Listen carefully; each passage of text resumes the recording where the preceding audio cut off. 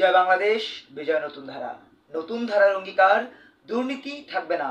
এই স্লোগানকে লালন করে 2012 সালের 30 ডিসেম্বর থেকে ছাত্র যুব জনতাকে নিয়ে আমরা রাজপথে আছি। এই রাজপথে থাকার পেছনে শুধুমাত্র ক্ষমতাই আমাদের লক্ষ্য নয়, আমাদের লক্ষ্য দেশের মানুষকে সত্যিকার অর্থেই সুশাসনের দিকে ধাবিত করা। তারা যদি একবারের জন্য ঐক্যবদ্ধ হন, আমরা কিন্তু 52-র মতো করে বিজয় অর্জন করতে পারি, আমরা কিন্তু 71-এর মতো করে বিজয় অর্জন করতে পারি, আমরা কিন্তু 90-এর মতো করে বিজয় অর্জন করতে পারি। যে বিজয় গ্রথিত হয়েছে আমাদের রক্তের মধ্য দিয়ে, সাধারণ মানুষের রক্ত, সাধারণ মানুষের ঘাম, সাধারণ মানুষের পরিশ্রম, মানুষের মৌলিক দাবি বাস্তবায়নের জন্য সাংবিধানিক প্রতিটি স্তর থেকে আমরা বঞ্চিত হচ্ছি। সাংবিধানিক প্রতিটি স্তর থেকে আমরা বিভিন্নভাবে বিচ্ছিন্ন হয়ে যাচ্ছি। এই কারণে যে যারাই ক্ষমতায় আসে তারাই প্রতারণার জাল ফেলে আমাদের উপরে। ক্ষমতায় আসার আগে তসবি থাকে, হিজাব থাকে, টুপি থাকে, হজ থাকে, কিন্তু ক্ষমতায় আসার পরে তাদের সকল রকমের ধর্মীয় অনুভূতি সরে যায়। তারা তখন হয়ে যান জগদ্দল পাথরের মতো সেই শয়তানের অসওয়াসা। যে কারণে আমরা দেখি আজকে আমাদের আদালতে পর্যন্ত হামলা হচ্ছে, আমাদের আদালতে পর্যন্ত সাংবাদিকদের উপরে হামলা হচ্ছে। আজকে আমাদের আদালতে পর্যন্ত, সর্বোচ্চ আদালত সুপ্রিম কোর্টে আমরা দেখতে পাচ্ছি দুই গ্রুপের কামড়াকামড়ি চলছে। আমরা বলতে চাই, যারা আইনজীবীর এই সম্মান রক্ষা করতে পারে না তারা আইনজীবী না, তারা হচ্ছে দুটি গোত্রের, দুটি গোষ্ঠীর, দুটি পরিবারের দালাল এবং দালাল। এই দালালদেরকে আমাদের এখনই না বলতে হবে। কেননা সত্যিকার অর্থেই যদি দেশের সমৃদ্ধি প্রয়োজন হয়, অবশ্যই সেই আইনের প্রতি শ্রদ্ধাশীল হতে হবে।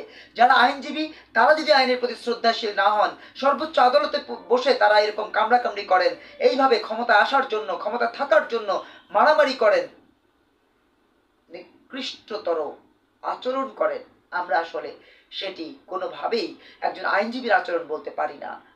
আমরা মনে করি রাজনীতি যেমন সত্যিকার অর্থেই দেশের মানুষের জন্য, সমাজের জন্য, সংস্কৃতির জন্য, ধর্ম মানবতার জন্য, সুশিক্ষার জন্য প্রয়োজন, ঠিক তেমনিভাবে একজন আইনজীবীর, আইনজ্ঞ যিনি, তার আইন চিন্তা, তার আইনের প্রয়োগ চিন্তা অবশ্যই ক্ষমতায় আসার জন্য বা ক্ষমতায় থাকার জন্য কোনোভাবেই ব্যবহার করা প্রযোজ্য হতে পারে না। আমরা মনে করি তাদের আইন হবে দেশের মানুষের মৌলিক দাবি বাস্তবায়নের জন্য সর্বোচ্চ চেষ্টায়, আন্তরিকতায়, অভিপ্রায়। আজকে নতুন ধারা বাংলাদেশ এনডিএর পক্ষ থেকে আমরা বরাবরের মতো আজকে এখন যেইভাবে আছি, যেইভাবে কাজ করছি, সবাইকে ঐক্যবদ্ধ হতে হবে। আসুন আমরা সবাই ঐক্যবদ্ধ হই, দেশ, মানুষ, সমাজের জন্য নিবেদিত হই। দেশ, সমাজ, মানুষ সত্যিকার অর্থে সুশিক্ষিত হলে এইসব কামড়াকামড়ি, মারামারি, হামলা, পাল্টা হামলা বন্ধ হবে। বন্ধ হবে অপরাধ, দুর্নীতি, বন্ধ হবে ধর্ম নিয়ে বাড়াবাড়ি, বন্ধ হবে ধূমপান, জর্দা দিয়ে পান, বন্ধ হবে মাদক, নারী ব্যবসা, বন্ধ হবে বাংলাদেশের প্রতিটি স্তর থেকে অন্যায়, অবিচার সহ সকল রকমের কালো কর্মকাণ্ড। আমরা সকল কালো কর্মকাণ্ডকে প্রতিহত করার জন্য নতুন ধারা বাংলাদেশ এনডিবির সাথে আপনাদেরকে ঐক্যবদ্ধ হওয়ার আহ্বান জানাচ্ছি। আপনারা ঐক্যবদ্ধ হলে এগিয়ে যাবে বাংলাদেশ। আপনারা ঐক্যবদ্ধ হলে আবার আমরা পাবো 52-র বিজয়ের মতো করে আরও একটি বিজয়, যে বিজয়ের পরে আর দ্রব্যমূল্য বাড়বে না, আর কোনোভাবেই অপরাধ করে, দুর্নীতি করে কোনো অপরাধী, দুর্নীতিবাজ পার পাবে না।